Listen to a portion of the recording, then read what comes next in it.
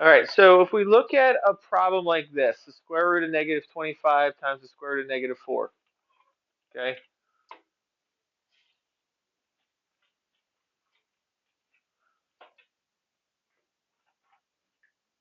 You may look at this and what might be a strategy we could use to simplify this here. All right, so I can break down the square roots first, right? So I can say, all right,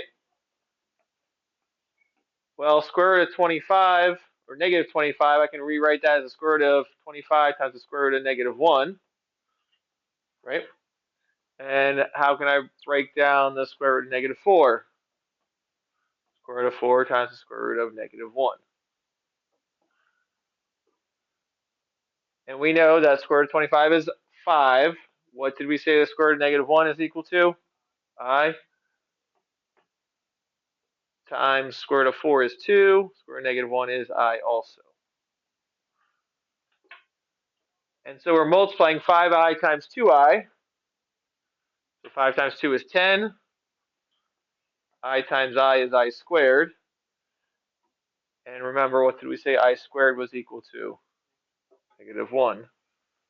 So I replace the I squared with a negative 1. So this is equal to negative 10.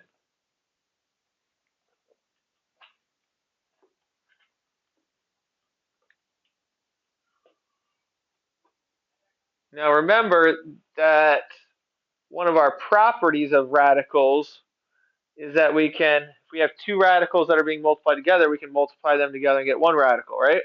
So if I were to multiply these radicals together to make it one radical, what's negative 25 times negative 4?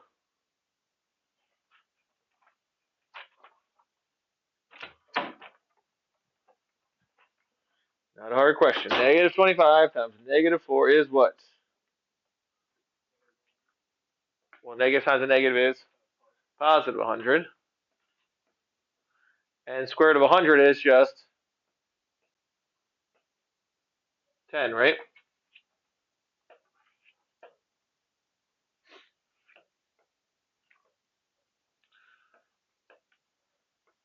So we got two different answers here. I got negative 10 for one answer and positive 10 for one answer. So you can't get two different answers for problems, right? In math, there is only really one answer. So which one's the correct answer?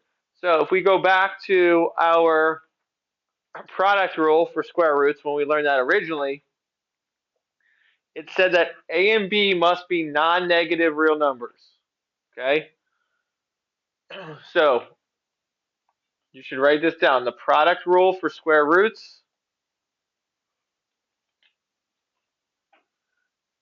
A and B are non-negative. You want to write down? And then you can say what we talked about before. The square root of A B is equal to the square root of A times the square root of B, or vice versa, where the square root of A times the square root of B can be 1 square root of A times B. But the key is those can't be, they have to be non-negative.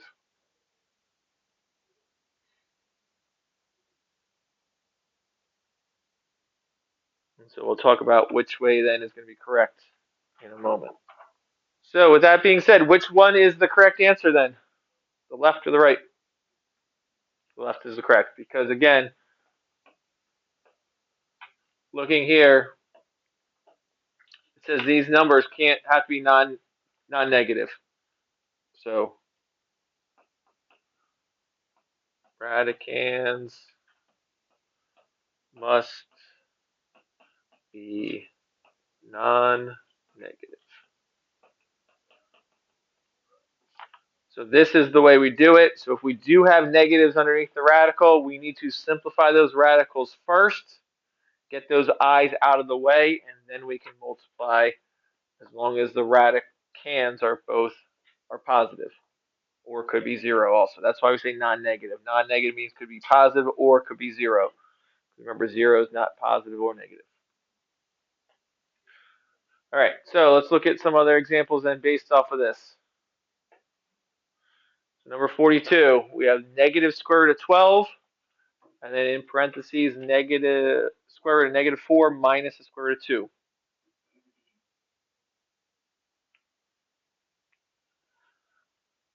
So at first glance, you might say, oh, we're going to have to distribute this. These are not like radicals, so I can't add them, so I'm going to distribute. What's the issue with trying to distribute square root of negative 12 times the square root of negative 4? Those radicands are negative, right? So before we can distribute, we have to simplify these radicals. So I'm going to break down the square root of 12, or negative 12, into three separate factors. One of those factors would be negative 1, and then what perfect square divides into negative 12? 4. So I'd have square root of 4 times the square root of 3. 4 times 3 is 12. 12 times negative 1 gets me to the negative 12. I'm going to break down the square root of negative 4. 4 is a perfect square, so I'm going to break it down into the square root of 4 times the square root of negative 1. And then minus any perfect square go into 2. Nope, so I'm going to leave that as square root of 2. So even before, I'm not even going to distribute yet. Before I can distribute, I'm going to kind of clean up as much as I can. So the square root of 4 is 2.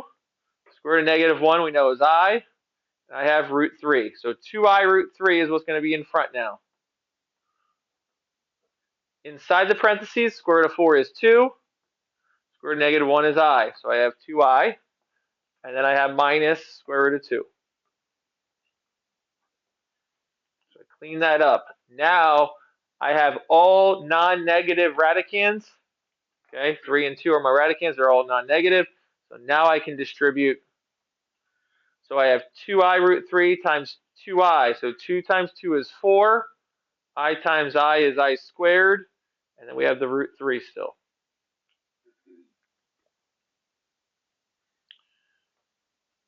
And then I distribute the last term. I have 2I in front of my radicand. It'd be negative 2I because there's a minus sign there. And now I'm multiplying root 3 times root 2, which would be root what? 6.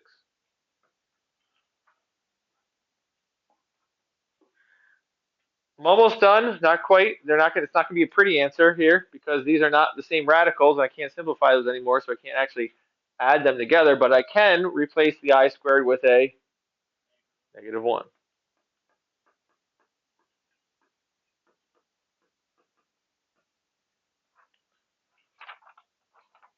So our final answer, I'd have negative 4 root 3 minus 2I root 6.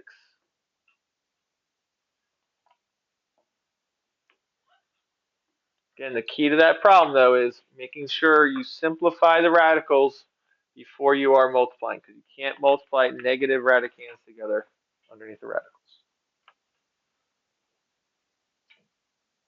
All right, we have these 3 checkpoint problems to look at, and then you'll have some time to work after that.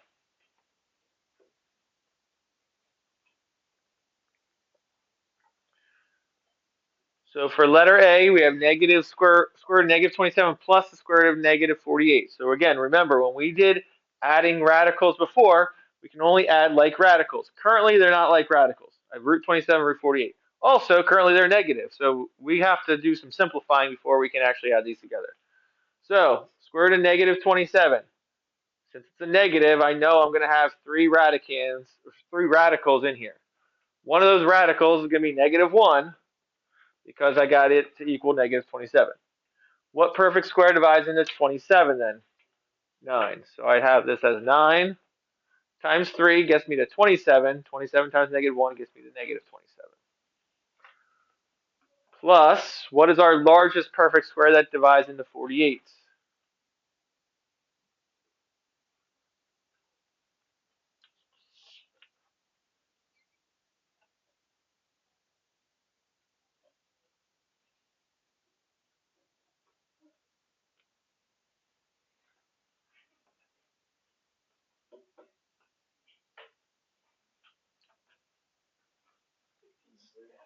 Good. 16 times 3 gets me to 48.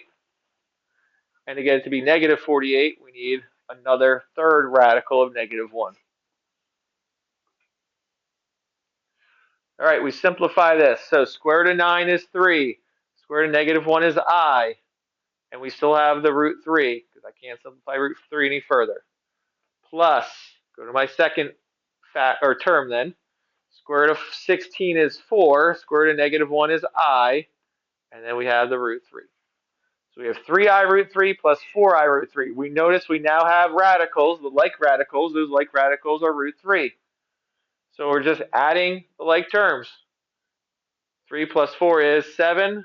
3I plus 4I, 7I. And we have the root 3 then.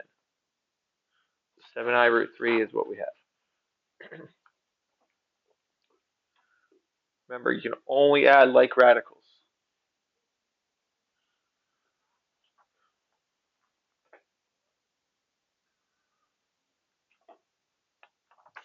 For letter B, we have negative 2 plus the square root of negative 3, quantity squared. So when we have a binomial squared, what's the first thing we're going to do to that? Write it how?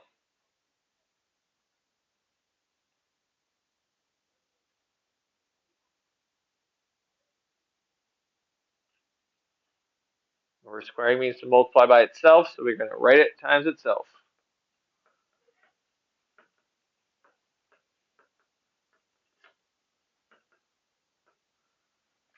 So now, if we think about what we would be foiling here, but we'd be foiling and multiplying it with a negative number underneath the radical. So before we can FOIL this, we're going to have to simplify root 3. Okay? So root 3, or negative root 3, simplifies to square root of 3 times the square root of negative 1. And so that would give us square root of negative 1 is I root 3. So I'm just going to rewrite this twice as going negative 2 plus I root 3. And then another one, negative 2 plus I root 3. And now that we have a positive number underneath the radical, now we can FOIL that and not worry about multiplying. So negative 2 times negative 2 is positive 4. Negative 2 times I root 3 would be negative 2 I root 3. I root 3 times negative 2 again would be negative 2 I root 3. And then I root 3 plus I root 3 would be I squared times the square root of 9.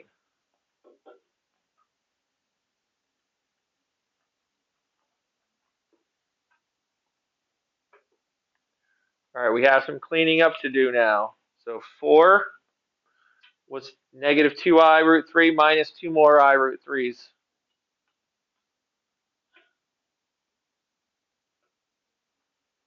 Negative what? Negative 4I root 3, yep. And then I have plus, we know I squared is negative 1, and the square root of 9 is just 3.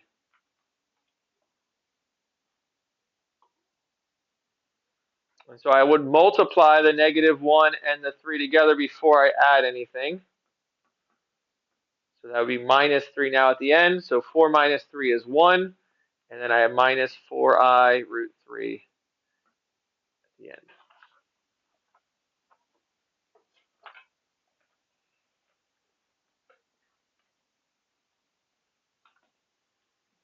And last but not least, letter C kind of looks like part of the quadratic formula. If you remember quadratic formula, we're going to be getting into quadratic formula shortly with negative radicals.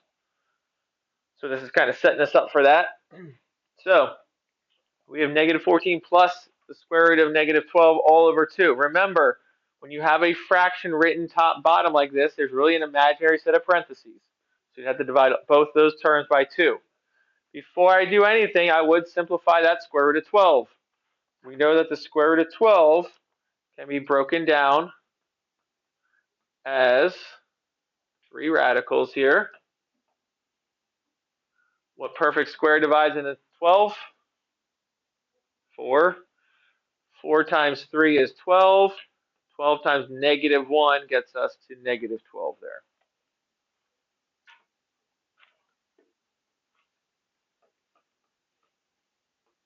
All right, square root of 4 is 2. Square root of negative 1 is I. And I have the root 3 still. And then we're dividing that by 2. So remember, when you are adding these, you can't really add the tops because one has an I and the other one does not. So what you have to do then is, since you're dividing each of those by 2, I can do like the heart method and say, all right, each of my terms have to be divided by 2. So what's negative 14 divided by 2? Negative 7 plus, and now what's going to happen with my 2's here? They're going to cancel out. So we're left with just I root 3. So negative 7 I root 3 would be our answer for that one. Questions on any of those?